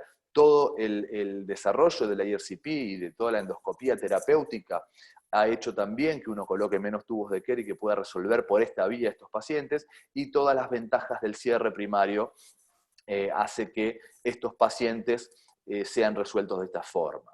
Pero ¿qué pasa cuando nosotros tenemos una litiasis coledociana post-colecistectomía laparoscópica y no tenemos chance de hacerle una IRCP? O sea, en el día a día, nosotros tenemos paciente con post-colelap, con litiasis residual, extracción transfistular, ya sabemos que no le vamos a hacer, el primer tratamiento que le vamos a hacer es una IRCP. Hay veces que no se puede, el endoscopista no está disponible, el endoscopista no puede, hay un divertículo en la papila y no puede acceder, entonces ahí el algoritmo terapéutico nuestro va a depender si los litos son pequeños, hacemos un abordaje percutáneo con todo el tratamiento que les voy a mostrar ahora en los próximos minutos, y si son litos grandes, ahí lo que hacemos es una reexploración laparoscópica de vía biliar. Y les voy a ir mostrando básicamente lo que hacemos día a día nosotros. Ejemplo, paciente, le hacemos una colangio, tiene barro biliar, lavamos bien, le volvemos a hacer una colangio, la colangio es normal, clipamos, el paciente como una colelap normal, al otro día se va a la casa. Otro paciente donde hacemos la colangiografía intraoperatoria, detectamos litiasis. La primera opción nuestra siempre es hacerlo por vía transcística. Si podemos acceder a la vía biliar por el cístico, siempre es mucho mejor y no realizamos ningún tipo de apertura a nivel del duodeno. Realizamos la extracción de la litiasis, colangiografía de control, clipamos, completamos la colecistectomía y el paciente al otro día se va a la casa. Cuando no es factible la realización de la extracción de la litiasis por vía transcística, recién ahí hacemos la coledocotomía. Al hacer una coledocotomía tenemos un acceso más directo para que con la canastilla podamos realizar la extracción de las litiasis. Como por ejemplo este cálculo que ustedes están viendo acá, este cálculo enorme, vean ustedes el tamaño que tiene este cálculo, es prácticamente imposible que lo hayamos podido sacar por el cístico. Entonces, acá lo que hicimos, esto fue hace mucho tiempo atrás, coledocotomía, extracción del cálculo, y este paciente sí lo cerramos con un tubo en T de Kerr que lo sacamos a los 45-60 días. Este es un paciente que tratamos con Mariano Jiménez. Primero se trató por vía endoscópica, no se pudo realizar la extracción del cálculo. Después se trató por vía percutánea, se hicieron intentos de sobredilatación papilar y tratamos de extraerlo por vía percutánea, tampoco se pudo. Y la última opción fue la reexploración laparoscópica de vía biliar. Este es un paciente ya colecistectomizado, y ven ustedes, hay veces que este tipo de cálculos, con el tamaño que tienen, la única solución que nos queda es la quirúrgica laparoscópica por coledocotomía. Otro ejemplo, vean ustedes esta vía biliar distal repleta de cálculos. Ya con tantos cálculos lo que hicimos fue un abordaje por el colédoco. Sabíamos que por vía transística no íbamos a poder realizar esta cirugía, entonces hicimos la coledocotomía, utilizamos canastilla, balones, vean ustedes la cantidad de cálculos, de barro que salían por la vía biliar. Recién ahí comienza a verse un poco de bilis un poco más normal, lavados profusos, seguían saliendo cálculos. Lo que hacemos es una colangiografía con una sonda de Foley a distal primero, vemos que está todo bien, acá se tiñó un poco el Wirsum, como pueden ver ustedes. Acá volvemos a colocar una canastilla de Dormia hacia distal para dejar la vía biliar expedita. Realizamos también una colangio hacia proximal, y una vez que la colangio fue normal, procedemos al cierre, esta vez un cierre primario de colédoco. No dejamos tubo en T de Kerr ni nada. Lo que dejamos sí es un drenaje ofrecido al Winslow y a la coledocorrafia como para proteger por si tenemos algún tipo de bilirragia. Otro paciente también con litiasis coledociana múltiple, sabíamos que tenía, sospechábamos que tenía litiasis coledociana, por supuesto. El primer paso en estos casos es hacer una colangiografía intraoperatoria. Vean ustedes la vía biliar distal repleta de litiasis. Acá también disecamos la vía biliar, sabíamos que íbamos a ir directo a una coledocotomía.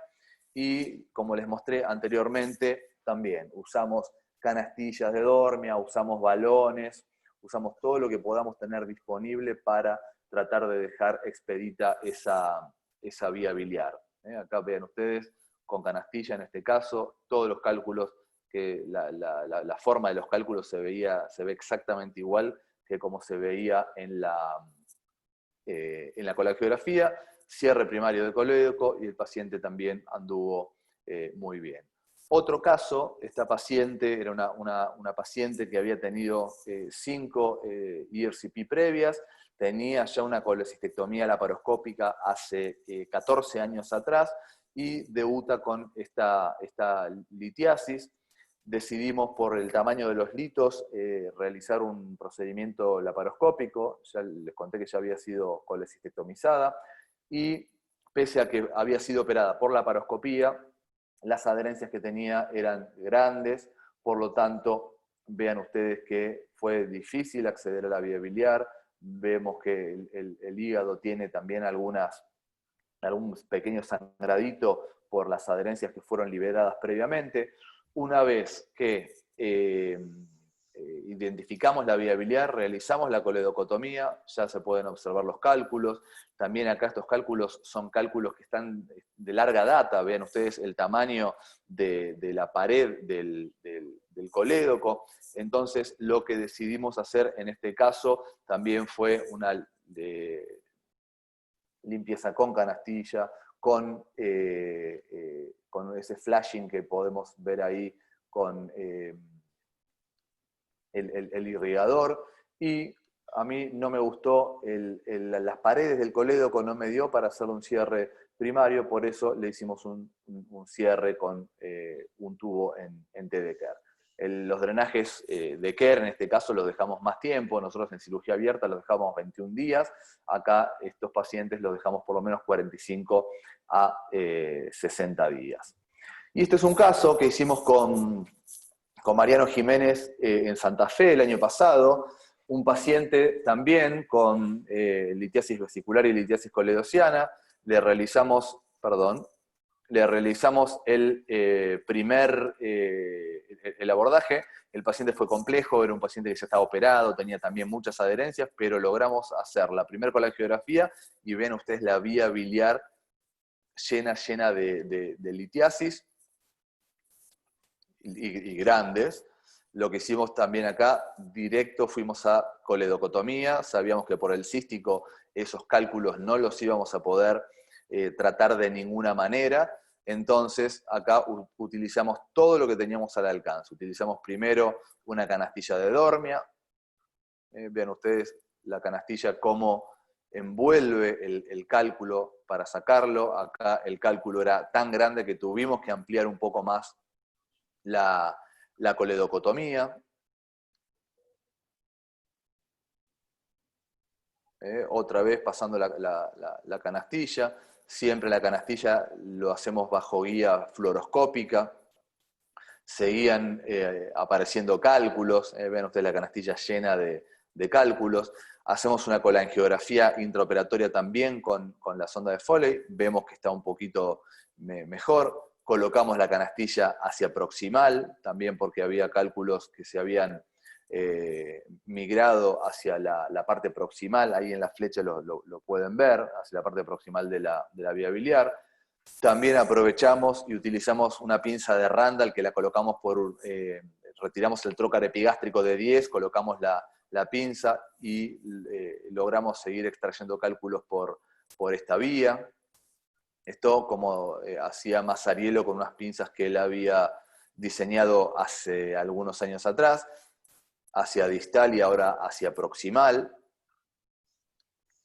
Y lo último que hicimos fue con un balón de alta presión, como ven acá, sobredilatar la papila. Esto es la papila, esta muesca que se genera acá es la papila. Dilatamos bien la papila y progresamos cálculos, sacamos cálculos con el mismo balón.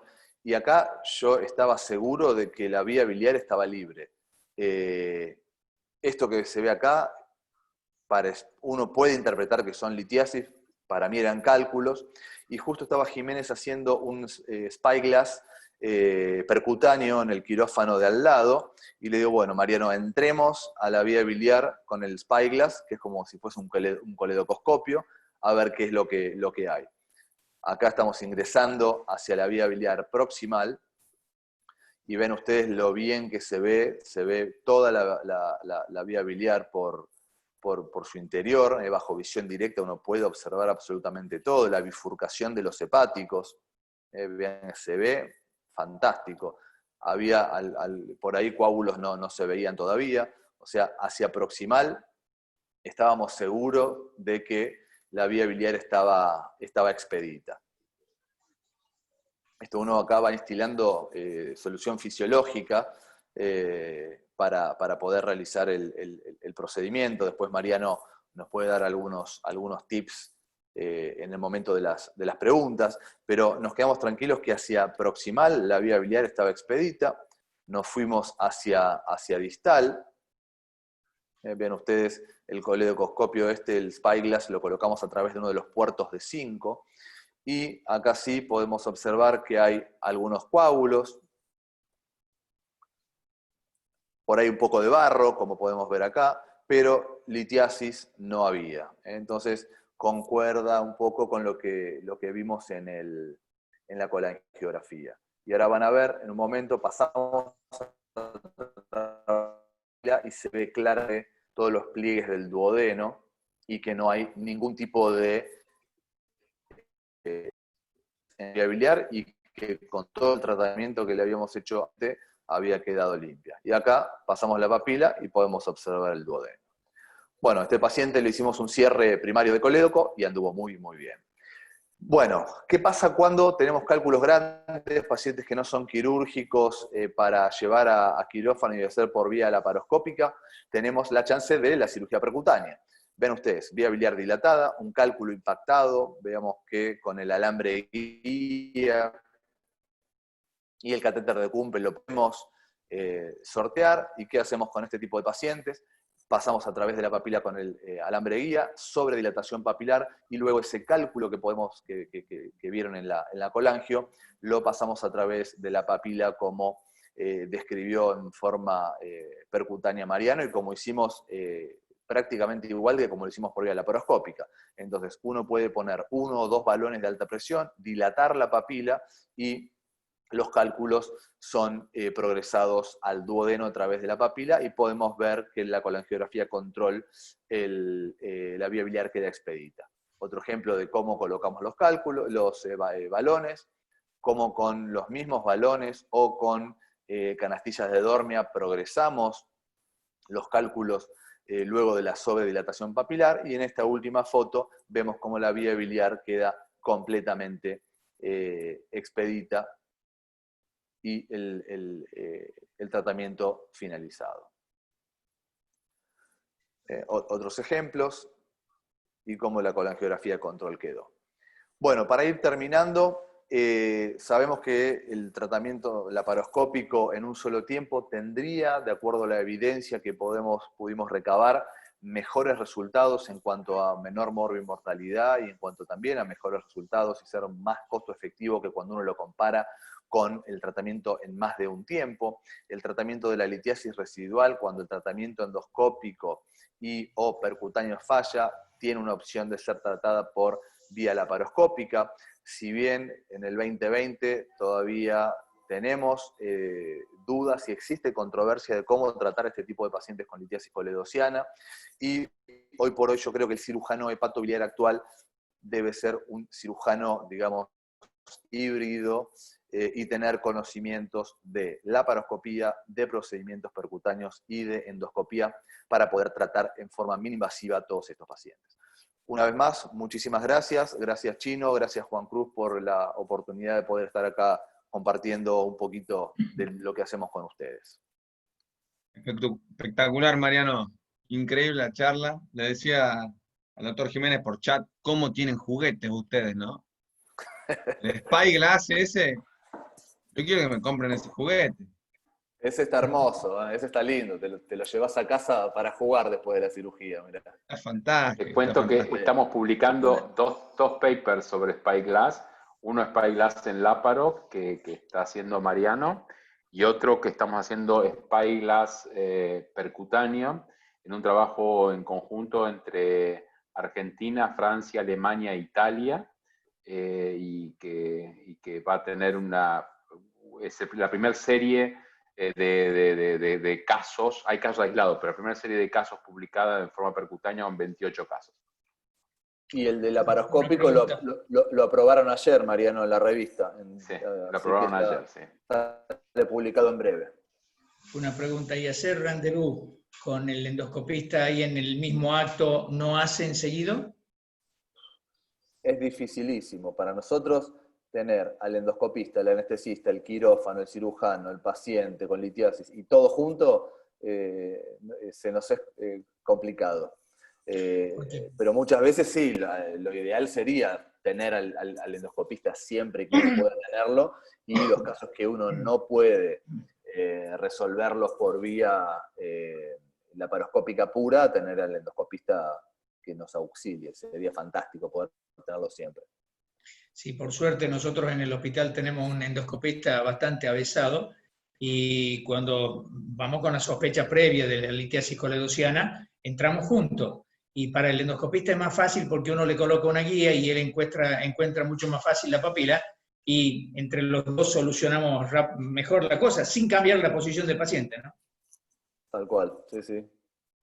Por ahí se dificulta un poquito más para la parte laparoscópica, porque cuando él infla un poco el duodeno, te dificulta, pero después si es bueno el endoscopista y procede rápido, no tenés demasiadas dificultades. No, es una gran opción y te aumenta el éxito, la tasa de éxito. Claro, claramente. tal cual. Cuando lo haces así en rendezvous, poner un clamp o algo en segunda porción de duodeno en la rodilla inferior, como para que no se siga yendo el aire, es una buena cosa, ¿no? Sí.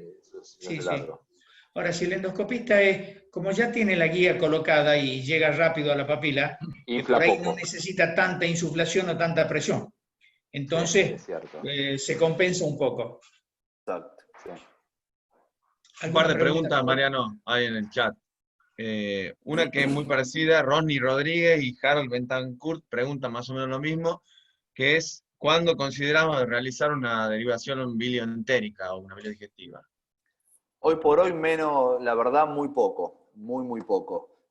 Salvo que tenga duda que haya alguna estenosis en algún lado inferior, pero hoy por hoy yo creo que con todo lo que uno puede tener, los intensificadores de imágenes que se ven muy bien, yo prefiero de última dejar un tubo en té de Kerr si tengo algún tipo de duda, pero una derivación biliodigestiva hoy por hoy no. Yo me acuerdo cuando era residente de primer año 2001, paciente que tenía más de 3 litiasis, era indicación de coledocoduodenoanastomosis. Una cirugía hermosa, todo lindo, pero hoy por hoy es muy difícil ya plantearse en quién hacer una coledocoduodenoanastomosis. Así que tratamos de resolverlo todo por coledocotomía, para el litiasis obviamente, ¿no? Por cisticotomía, y si no funciona, con coledocotomía. Pero hoy por hoy muy pocas pacientes van a derivación biliodigestiva. ¿Cuáles serían esas pocas? ¿Las que no puedes sacar alguna piedra, que tenés un cálculo fusionado a la pared que no la puedes sacar? ¿O a cuál le haría? La excepción excepcionísima. No, porque si yo no puedo sacar un cálculo, en vez de hacer no le voy a hacer una derivación biliodigestiva y dejarle un cálculo en el coledocodistal. Antes de hacer eso, si no me queda otra chance, prefiero convertir y hacerlo abierto. Hay veces que uno con el tacto puede hacerlo mejor, pero antes de una derivación biliodigestiva, no, hago eso. Y generalmente es raro hoy por hoy. Sí, Mariano. No, hay una discusión con eso interesante. A ver, primero, bilodigestiva. ¿Qué bilodigestiva? Colédoco duodeno no hay que hacer. Estamos hablando de litiasis, ¿no? Colédoco duodeno no hay que hacer. ¿Por qué? Porque si es joven y hacemos colédoco duodeno, va a tener colangitis clínica o subclínica en toda su vida y sabemos claramente que eso conlleva infecciones iterativas a gram negativos y eso lleva a colangiocarcinoma. O sea que realmente hacer una colédoco duodeno en joven no habría que hacer. Si es mayor, no le hagas, porque hacer una coledocotomía ideal y no va a tener tiempo a tener patología nuevamente, y si la tiene, la podrás resolver en forma endoscópica, etc. Esas son conductas de cuando no había otras posibilidades. Por supuesto, estás en un medio donde no vas a conseguir endoscopista, donde no vas a conseguir nada, donde reoperar al paciente, bueno, entonces por ahí sí, pero tiene que ser la excepción y no la regla. Entonces, la única biliodigestiva que tenés que hacer sería hepático yeyuno anastomosis. Hacer un hepático yeyuno anastomosis hoy por litiasis tiene que ser o que piensas que hay patología agregada, como dijo cualquiera de ellas, o algún tipo de patología hepática o una estenosis o algo, o que sea una litiasis iterativa, que ya el paciente ya tenga alguna operación por litiasis, entonces ya ves que hay algún componente que hace que tal vez tenga que hacerla. Pero es la excepción, no la regla. Hoy. Otra pregunta dice, ¿qué criterios usa en la coledocotomía para dejar KER o realizar cierre primario? Y hoy por hoy también, cada vez menos. O sea, si es una vía biliar muy fina, yo por ahí sí quizá dejo un tubo de KER y no hago un cierre primario, pero hoy por hoy la idea es tratar de hacer en todos los que se pueda cierre primario. Salvo que me quede alguna duda de la pared del colédoco, como el caso que les mostré, donde hay proceso inflamatorio. Ahí sí me quedo por ahí un poco más tranquilo con un tubo de KER y aparte un drenaje, pero una vía biliar de más de 1,5 centímetros, yo se lo cierro primario sin ningún tipo de problema y que me quedé conforme con las imágenes y todo, ¿no? ¿Y no dejas stent transpapilar cuando haces cierre primario? No, la verdad que no. Nunca. No, nunca. Mariano se acordará. En general hacemos mucho, como hacemos mucho el procedimiento de Schulman de dilatación sostenida, funciona como un stent, pero sin la pancreatitis. Perdóname, Mariano. Sí. ¿Y hasta cuántos balones o hasta qué dimensiones de balones colocás? Porque veía que colocás hasta 2 balones o 3 para la dilatación papilar. ¿Hasta cuántos balones colocas? Mira, generalmente hasta 2 balones. Esos balones son de 8x4, o sea que uno está sobredilatando la papila en más de 1,5 centímetros, casi hasta 2 centímetros llegas a dilatar la papila.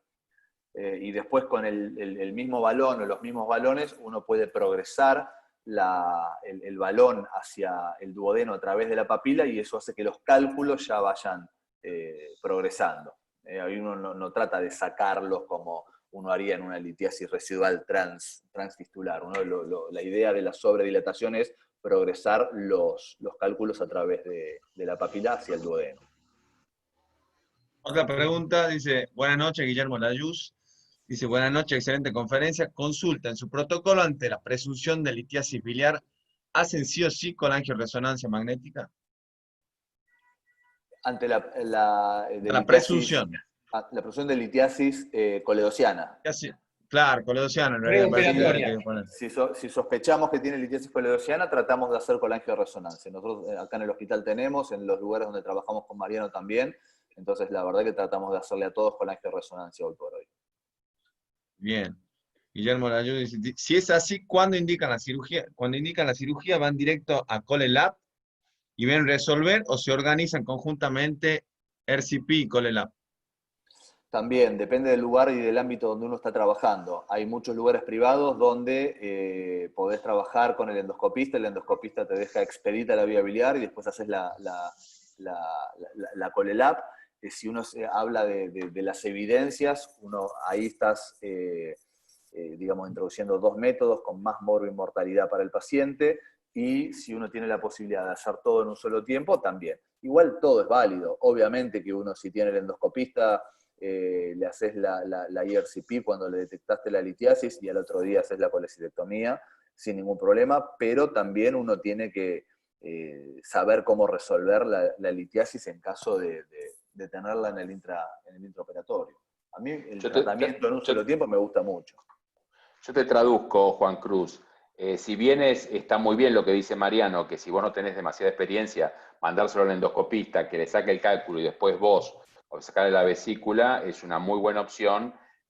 Si la vía biliar tiene vesícula y litiasis vesicular y coledociana, etcétera, Mariano resuelve todo en una. Perfecto. Si no, tenemos que agarrarlo entre 4 para sacarlo del quirófano, pues no quiere si no lo deja hacer. Le habilito el micrófono al doctor Awali, que quiere hacer una pregunta oral. Ahí puede hablar, doctor Awali. ¿Tiene habilitado el micrófono? Usted Sí, tiene que buenas habilitarse. noches. Buenas Hola noches. ambos, Marianos. Hola, Jorge. Hola, Jorge, ¿cómo va? Bien, bien. Mariano Jiménez, me encantó tu charla. Ojalá eso que es tan claro sirva para hoy, que es un mundo cambiante y hay muchos jóvenes escuchándote. Y me encantó, realmente ya la escuché otras veces, pero me encantó cómo la diste esta vez y fue un placer. Mariano Palermo, una cosita. Nosotros no somos partidarios del tubo de Kerr en la coledocotomía. ¿Preferimos primario o eventualmente un drenaje transpapilar? No sé, ya te preguntaron eso hace un minuto, era una de las preguntas, pero creo que lo has respondido. Y te preguntaría una situación. Paciente ya gastrectomizado por un bypass o por otra patología y una litiasis coledociana. ¿Qué experiencia tenés o qué te gustaría hacer? ¿Qué es lo que prefieres? Bueno, gracias Jorge por la pregunta. Tenemos algunos pacientes tratados, post-bypass gástrico con litiasis coledociana.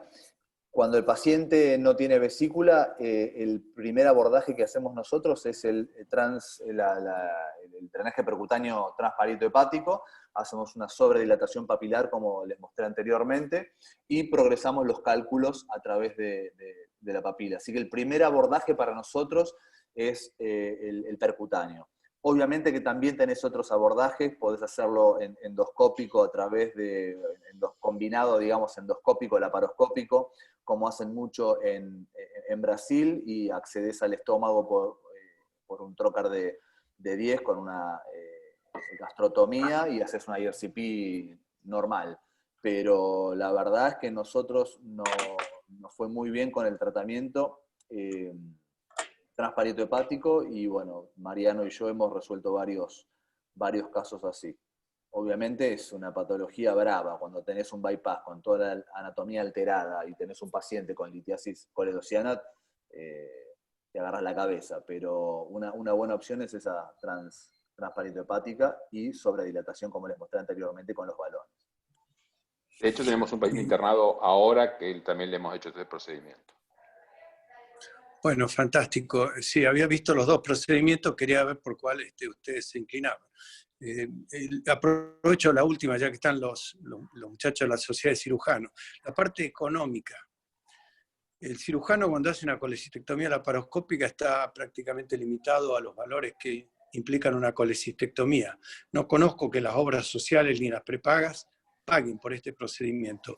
¿Puede influir en alguna forma que uno opte por un camino u otro, ya sea hacerle una papilotomía previa o lo que fuera, porque no va a cobrar el procedimiento? Y vamos a ser honestos, nunca se ha logrado que esto sea reconocido. Si uno está 2 horas tratando después una litiasis coledociana, eso queda en el vacío. No sé si se entiende la pregunta.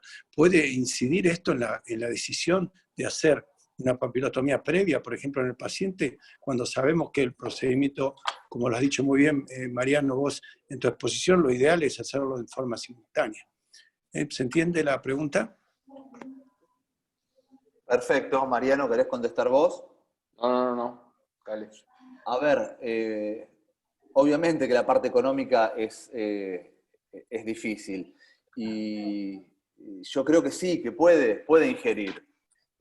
Si vos tenés una colelab post-CPRE, que te dejaron la vía biliar limpia y le vas a hacer una colelab en media hora, y te vas a tu casa y haces 5 colelab en una tarde, sí, pero, a ver, uno le está haciendo un procedimiento más al paciente, ya son 2 procedimientos, con lo cual el paciente puede tener un poco más de morbo y mortalidad. ¿Y qué puedo contestarte? Yo en el hospital público lo hago, en privado también lo hago, y muchas veces también me tocan pacientes que ya le han hecho una CPRE el día anterior y tengo que operarle la vesícula nada más con una vía biliar expedita. Obviamente también es cómodo, pero yo creo que si uno tiene la posibilidad, y si pudiésemos que nos paguen las 2 horas que vamos a estar explorando una vía biliar, lo vamos a hacer más que lo que estamos haciendo actualmente. Eso es muy válida tu pregunta y también difícil de contestártela. Bien, muchas gracias a los dos, los felicito, y a los muchachos de la sociedad que han elegido muy bien las 2 personas para exponer esta noche. Un abrazo. Gracias, Jorge, muchas gracias. Sigo leyendo algunas preguntas. Dice, ¿realizan colangiografía rutinaria? Pregunta Francisco Salazar. Y si hay diferencia entre el uso de colangiografía versus colangioscopía en litiasis residual. Perdón, Mariano, contesto. Dale. El martes que viene hay un debate Lo vi. Publicitado. entre el doctor Miguel Stati del Hospital Privado de la Comunidad de Mar del Plata, que va a decir que hay que hacerla en forma sistemática, y yo que voy a decir que no hay que hacerla en forma sistemática. O sea que lo vemos ahí. Mi postura claramente es que no hay que hacerla sistemática. No digo, la respuesta será dada el martes que viene, así que hay que estar ahí. No hay que perder el próximo capítulo. Pero no importa si hay diferencia lo que yo diga. ¿Sí? ¿Cómo? La otra es si hay diferencia entre colangiografía o colangioscopía en litiasis residual. Esa era la otra, digamos, la misma pregunta. Mira, vos con una colangioscopía tenés visión directa de la vía biliar. Estás viendo todo lo que está dentro de la vía biliar. Pero claramente no está disponible en todos lados. En el hospital público, me acuerdo, Mariano, en el Clínicas, el coledocoscopio anduvo un par de cirugías, se rompe el coledocoscopio clásico, no como el que está ahora. Pero hoy por hoy, con los intensificadores de imágenes que hay, las imágenes, la verdad es que nada que ver con las que uno podía tener hace 10, 15 años atrás.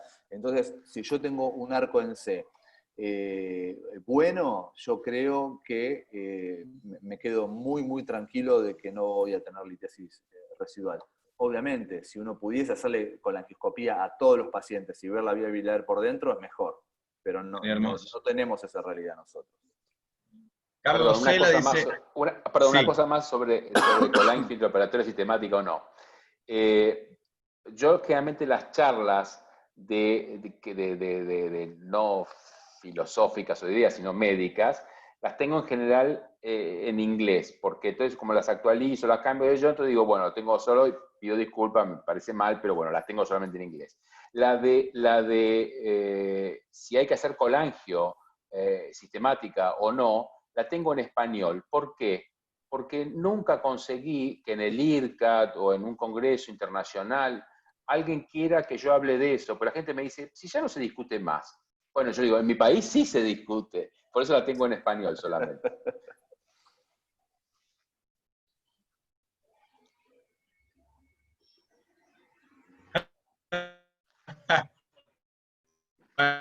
Acá es normal que se discute. De la papila para poder pasar los cálculos. ¿Entendió? Te escuché todo Se me cortó un poquito. Carlos Cela dice, ¿cuánto tiempo tiene que ser la dilatación de la papila para poder pasar los cálculos? La dilatación de la papila generalmente lo hacemos igual que como hacemos una dilatación percutánea para una dilatación de hepático yeyuno. Generalmente son 3 minutos. Perfecto. 3 minutos del balón abierto, bien abierto. Viste, yo mostré en la foto la muesca que hace la papila. Uno trata de que esa muesca desaparezca. Una vez que desaparece la muesca, dejas el balón 3 minutos y ya la papila te queda dilatada. Excelente. Martín Hansen dice, si intentaste alguna vez usar Botox en el ODI para relajarlo y evitar la papilotomía.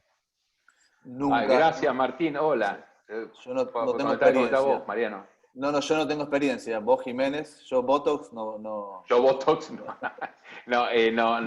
Sabemos La frente que existe, nomás. sí. No tengo ninguna experiencia. Y Martín también pregunta por ahí que si tiene canal operador el Spyglass. Sí, tiene un canal operador.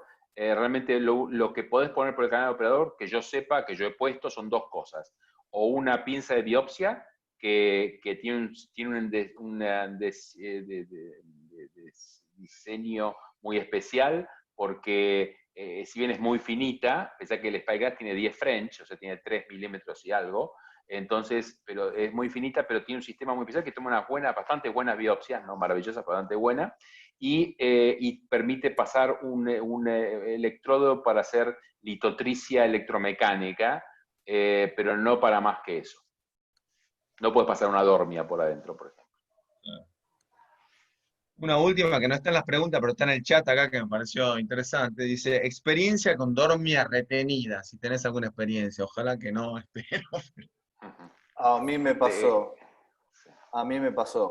Mira, le voy a pedir a los residentes de acá del hospital que me consigan las fotos que le sacamos, que fue el año pasado o el anteaño pasado. El anteaño, me parece. El anteaño. Una dormia, pasamos a través de la papila, se trabó la dormia y se trabó la dormia. Y la dormia nunca más se destrabó. Que la quería traer y se me venía, la vía biliar se me metía, el duodeno se me metía dentro de la vía biliar más o menos. Catastrófico. El paciente me pasó, gracias a Dios, una sola vez, lo convertí, duodenotomía, papilotomía y tuve que cortar la